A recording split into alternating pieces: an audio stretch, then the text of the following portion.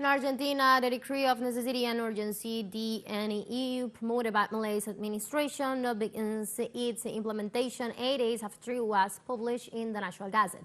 The decree that deregulates the economy declares a public emergency in several branches of the economy and institutions until December 31st, 2025, and establishes reform of the states. Our correspondent in Buenos Aires, Carolina Silvestre, with details. Despite the rejection of part of the Argentine society, the decision of the national executive power, which violates the South American country's constitution, came into force. We are concerned and against the decree, both in terms of form and substance, in terms of content. I mainly want to emphasize that the form is very important. It is an unconstitutional decree that looks for reforms that are neither necessary nor urgent for this period.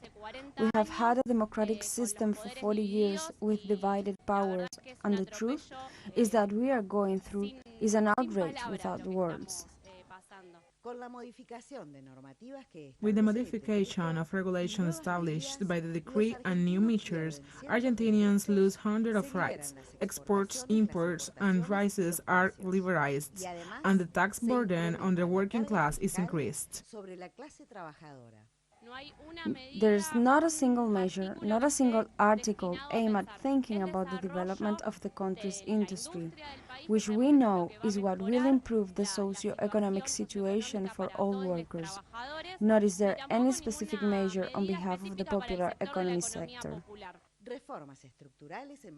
Economic, social, and political structural reforms that have strong impact on various sectors of society, benefiting only concentrated domestic and foreign economic powers.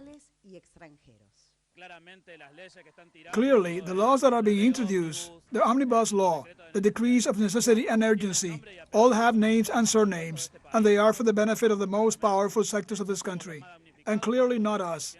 In fact, we are the most affected.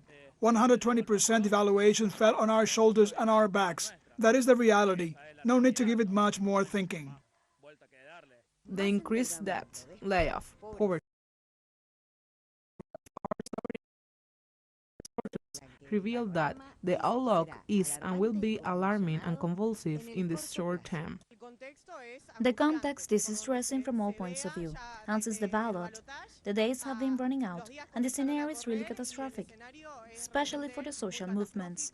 As workers of the popular economy, we are afraid of what will happen in February, April and March, when the kids start going to school, when the cost of a bus ticket reaches 800 pesos, when they won't have enough money to buy their school supplies and to eat. And although the decree still have to pass through Parliament next March to be approved or rejected, and the judiciary will have yet defined its constitutionality, it will remain in force until the legislature and the judiciary issue their rulings.